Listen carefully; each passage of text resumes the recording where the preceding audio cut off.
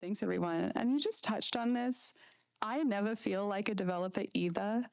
Don't feel like there's going to be a lot of language just in 2025 and beyond about developers, and I never really felt part of it.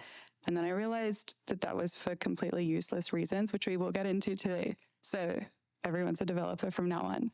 But I grew up in a really small town in Australia, and I moved 1,000 kilometers away to go to the capital city in my state to study mathematics. In my hometown, I didn't even know anyone who worked in an office, let alone had a mathematics degree. So I didn't think I'd ever get a job. Everyone told me I would never get a job. And I kept getting a question of like, what do you actually do with a mathematics degree? You can tell this is old because Doge meant something different at the time. But that's how I announced my graduation. And the big answer about like, what do you even do with a maths degree comes down to having a toolbox. So it's the idea of like, oh, I've got all of these problem solving tools so that when I'm faced with a problem, I go into my little toolbox, I look in there, and then there's lots of different ways to solve this. To me, this is what it means to be a developer. And this is also what it feels like to be a data engineer or a data scientist or any of the other practitioner roles that sound like they have fake job titles too. But this is exactly what it felt like when I learned to code. I started with MATLAB. Any MATLAB fans in the house? But it was just another tool in my toolkit. So what's in your toolbox? Things like obviously Airflow is something great for everyone here. You have that in your toolbox, but also like engaging with open source, figuring out how to use a new repo. Maybe someone knows Rust. If there's someone that knows Rust here, they will tell you, yes, we have a hand pump. Yes. But it's one thing to just like have these tools, but you have to know when to use them and then how to use them. I'm a UX person at heart, and the only time I really think code first is when there's a song lyric that's stuck in my head, and then against my will, I start turning this into loops. Probably too personal, but I surveyed all of my social media followers about how they actually go about solving coding problems. So I wanted to ask how they thought about it first. And over 80% are thinking language first, at least some of the time. And for me, when I was learning, like lots of my tech, I was self-taught. I went and did data engineering at university, but lots of my other tech learning prior to that was me with a laptop and a dream at 11 p.m. questioning my existence.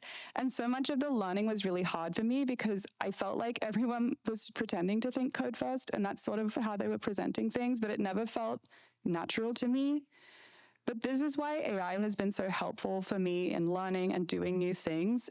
I've been able to stop fighting my brain, which is a theme for anyone that's neurodiverse or figured that out later in life. Figuring out how you can stop fighting your brain to learn the way you want to work and work with yourself, not against it, is where you'll actually get really good movement. So this is something I've been using with Kiro. And we can look at the evolution of building software.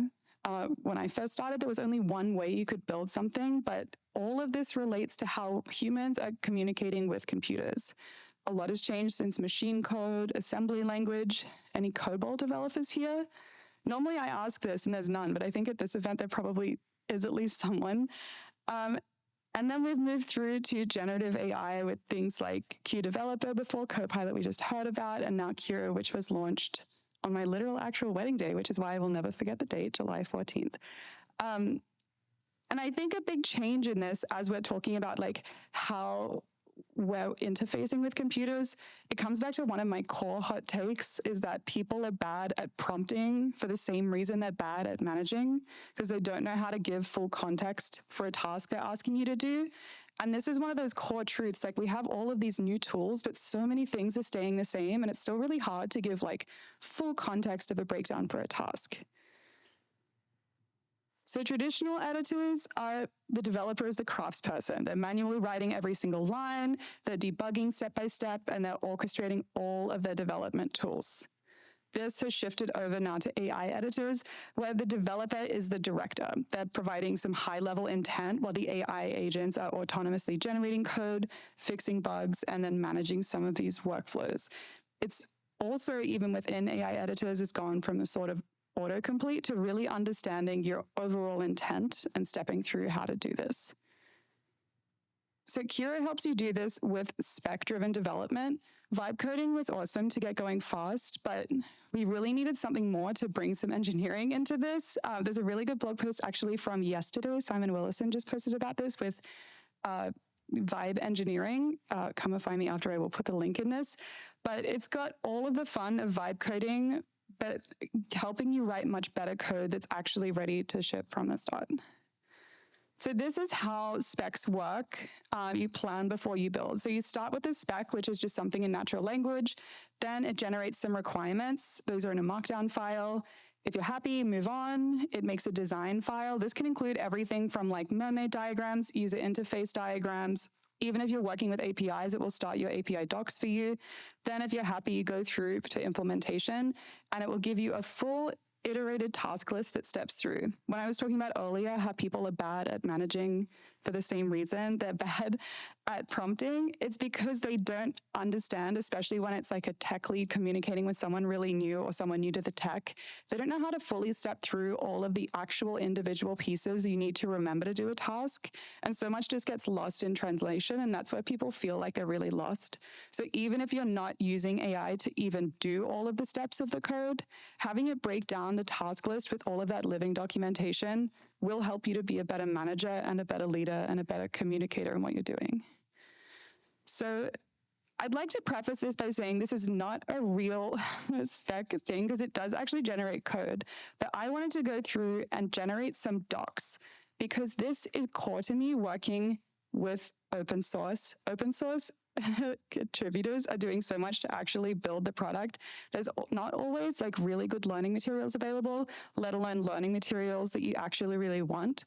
So I started this, I asked it, I uploaded the docs file that I downloaded from GitHub about Airflow 3.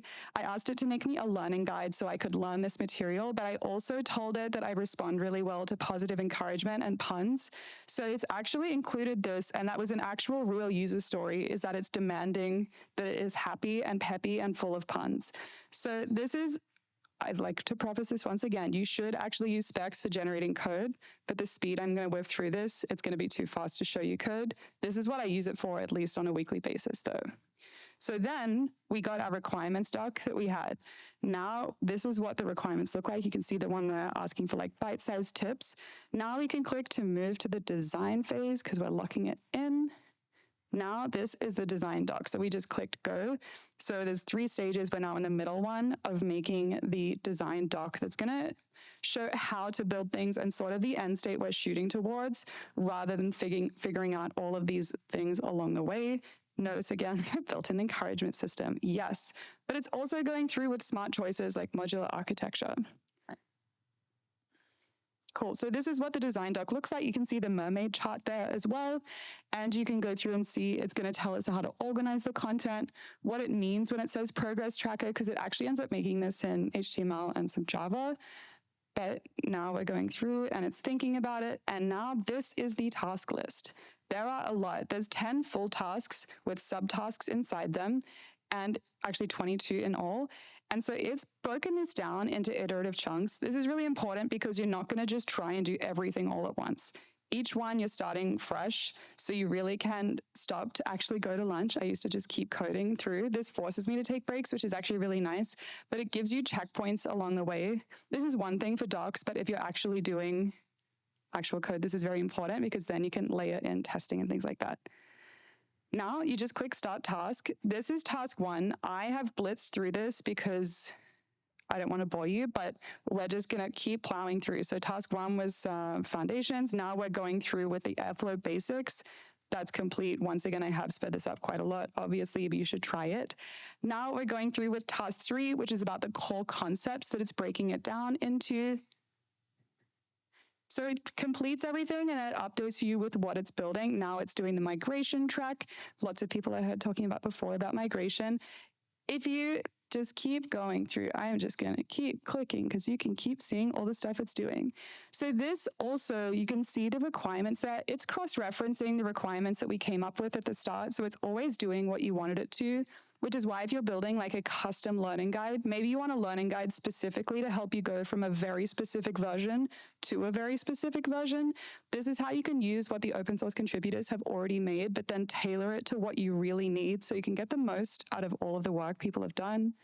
Now, number 7, production track. Yes. And then we have the interactive progress tracking system. This is also where it comes up. There's a whole JavaScript thing to make puns. I really just made it a 10 with that. Now it's making quick reference materials. This includes things like a glossary. It has cheat sheets. All of these reference cards, if I was sending this out to my team, this is something that would really help them stay on track, but also give me a really good source of vocabulary to make sure we're all saying the same thing that we mean. Now, number 10 is where it makes navigation. So it doesn't just make the pieces, it will make sure everything is all set out in the way that we want. There's a welcome page, and once again, it's telling me everything it built. Now I'm clicking through, you can see very quickly some of the cheat sheets. They're just in Markdown, but they're really helpful, not only text, but also the code snippets that were in the docs, making them easier to navigate for the specific use case of learning that we had.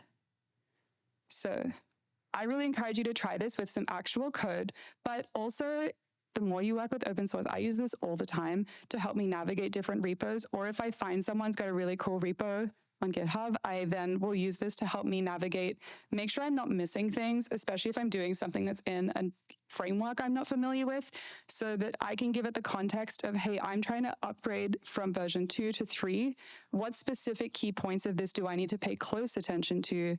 Because something that's not changing in tech is that we are hit over the head with information all day, every day, and it gets really exhausting to figure out the pieces that are actually important so you don't miss them.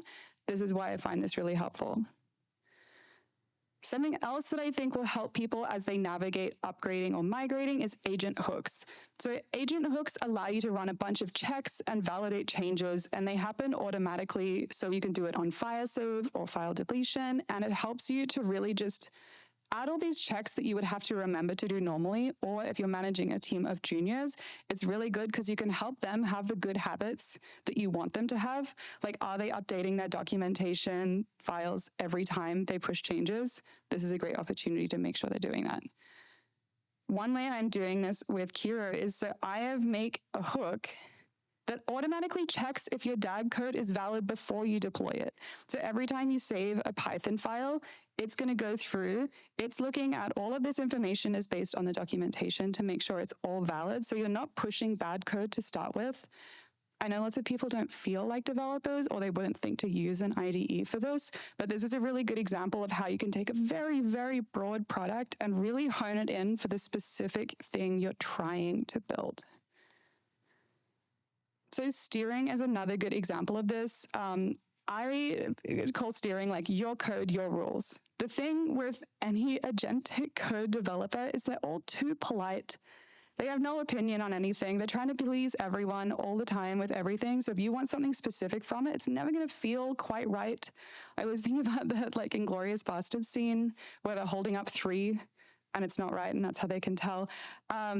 This is how I feel about steering, and this is what I think is really important for Airflow developers, but also any other frameworks where you're really deep in open source and you want something very specific.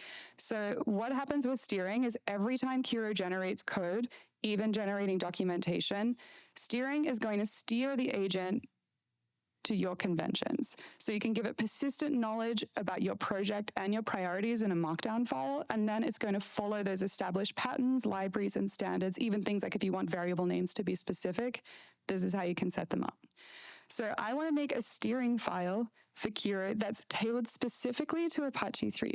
Okay, so what I did is I fed it in all of the docs from Airflow. Then I asked it, there is a way you can make a steering file by just writing about it, but I went through a vibe coding session to get it to research every single piece of information in the documentation to make me a really thorough, like you can see on the preview in the IDE how much information is in this to make sure that Kiro, instead of just being like, broadly helpful. It's specifically helpful with Airflow 3. So it's going to go into the specific capabilities and features. But then also, like if you wanted to do this, I just did it broadly for Airflow 3. But when I was talking about before, if you're navigating from your migration from a specific version to a specific version, this is a really good opportunity for you to steer it in the way that you want with the specific pieces of information.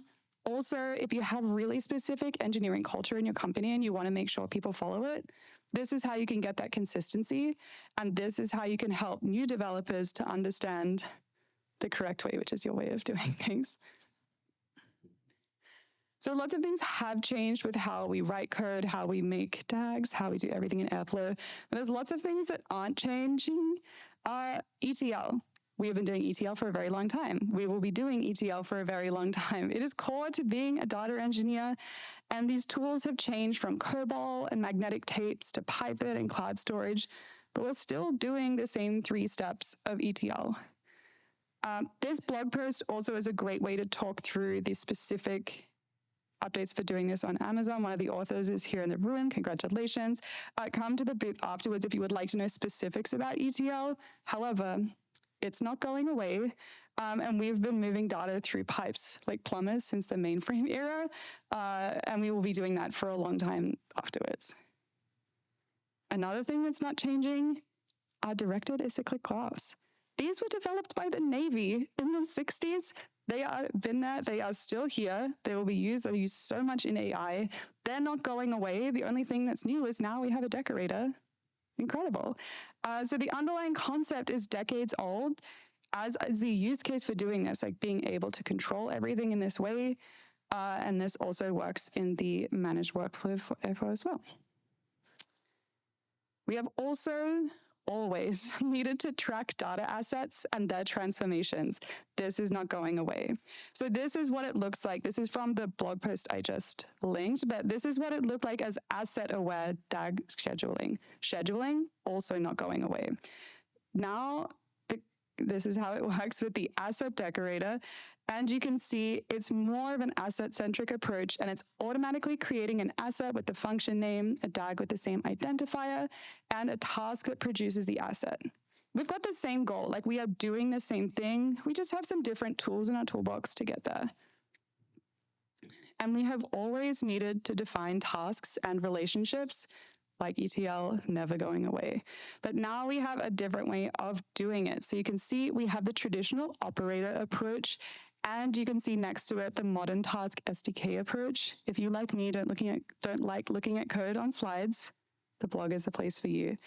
But this provides us a more of an intuitive data flow between tasks. So we've got better IDE support with improved style hinting and a more straightforward unit testing of task logic. And this unit testing part is very, very important if you're using any agentic coding tools, because they love tests. So if you can get things to work better with tests, you can get your tests to function more clearly. All of this is going to help you to not just generate better code, but in the specific way that you're looking for. And then before we get too excited about AI solving everything, some things are never changing. Does anyone have anything in their office that AI has not solved yet? The correct answer to this is printers. Before I moved from Australia, I set my parents up, because I was tech support, obviously. I set them up with a computer that is connected to a printer. It's like the last thing I did before I left my hometown. If this thing breaks, I am finished. This was my one value to my family. So now if it's not there, I don't know. But yeah, some things never change. One of them as well is gatekeeping in tech. This sort of gets to what I was talking about before with people not feeling like a developer. So much of that is because people told them that they're not developers. I'm aging myself here, but I learned to code on MySpace. I learned HTML and CSS. And then apparently at the time, everyone told me this was not real coding. Classic. Then I learned SQL, and everyone told me that was not a real language either. Classic. No matter what, people will find a way to change their criteria. I think a lot of people just want to keep people out that don't understand open source, quite frankly.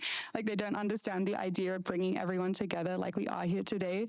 So people are always going to try and gatekeep. Just make sure you do you and then find ways to bring people in. This is also why when we're going through those task lists and being really open and specific about what those tasks are, this is going to help people feel like they know what's happening. We're not shutting them out at the gate before they've even come in. So don't just be aware of this. Think of how you can use all the tools in your toolbox to get around this for your team as well.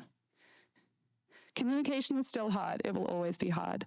Once I had an intern who told me that learning to deal with humans that was harder than learning Crystal.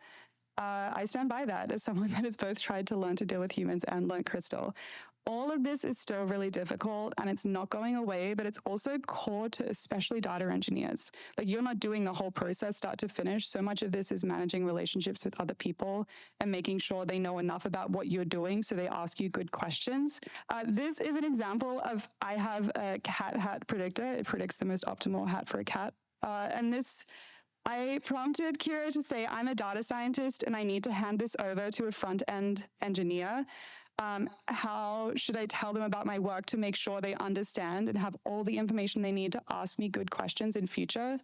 Because like the idea of a handoff, not new. They're always there, but you can tell if the handoff is going well during the initial meeting if they're asking you good questions.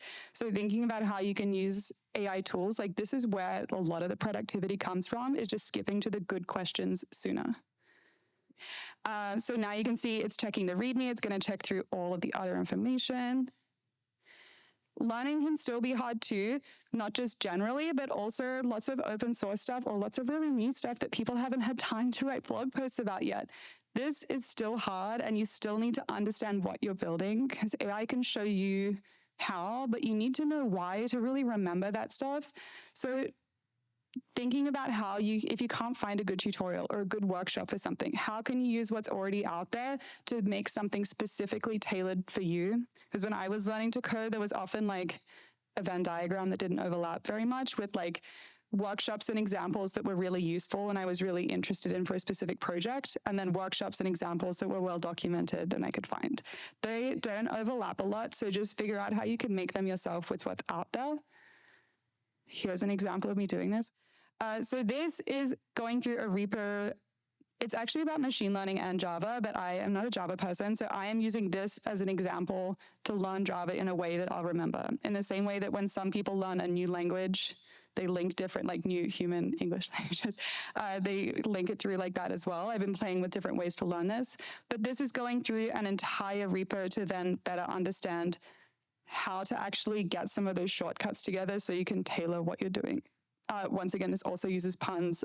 It even gives me a report of how many puns it added because it is dedicated to results. Good judgment is still crucial, and that's not going away. AI can show you what you can do, but you still need to decide what you should do based on your content, your constraints, and your goals. And to me, this is the core developer skill that matters more now than ever. And it's also the difference between a junior and a senior. Like juniors can always tell you, oh yeah, we can do this. But understanding specifically what you should be doing, super crucial. The other problem is that AI is amplifying the can. It will tell you can do anything. It'll be so excited. But maybe it shouldn't be excited about everything, specifically for your use case or your regulatory issues. So this is just making sure that you still have that judgment. And AI only has the context that you give it. Back to my earlier point about managers not knowing how to prompt. You also have to give AI the information it needs. If it doesn't know your domain constraints, how can it factor that into the decision? A data-driven decision relies on the data that's being given in to make that decision. So make sure you're really factoring all of these in. So to do that, use AI as your sounding board. If you want to do something, what are the options you can take? So if you're looking at different ways to migrate, there's different ways you can do that. Figuring out what you should do comes down to using AI as your sounding board here, as well as your team. Even understanding like what are the second order effects of changes. So think about what's actually in your toolbox now. Probably think about it at the end of this event because there'll be more. And think about how having those great tools doesn't mean anything if you don't know how and when to use them. So Matt's gave me all these problem-solving skills, and learning to develop is the same. Knowing which tool for which job, understanding when to use what, and making good decisions All of this is so important to being a good developer. So your assignment is to go and explore these tools. And remember, the magic isn't in the tools, it's how you choose to use them. I also, like, if anyone is feeling burnt out, I think every developer I currently know is burnt out. Give yourself the joy of just using AI agents to build silly goose tasks. It's really nice. Like, get yourself back to the magic of when you first learned to develop and you made an incredible to-do app and you were so excited. You had to show everyone you knew, even if they were not as excited. Think about ways you can build silly things with this. Like, I started prompting only with emojis and I was still getting functional Python out of it. Just like finding different ways to bring that magic back into development and what made me fall in love with it for the first time. And that's really part of this as well, because that's going to help you to not only grow within yourself, but when you're managing a team and changing the culture of your company, all of this will help you to do it. So 3 links on here. Number 1 is getting started with Kiro. Number 2, if you need an access code, I made a form for this. I also have lots of info. Outside of this, if you want to speak specifically about Apache Airflow, you should talk to my colleagues at the booth. They will have very specific and detailed information for you. But overall, just like, you're learning a lot this week. You've got a lot of tools in your toolbox. Make sure you take some time on the way home, wherever you've traveled from, to really think about like how you can get the most out of them and how you can bring that learning back to your team in a way that people will remember so that they can build more things in future. Thank you so much, everyone.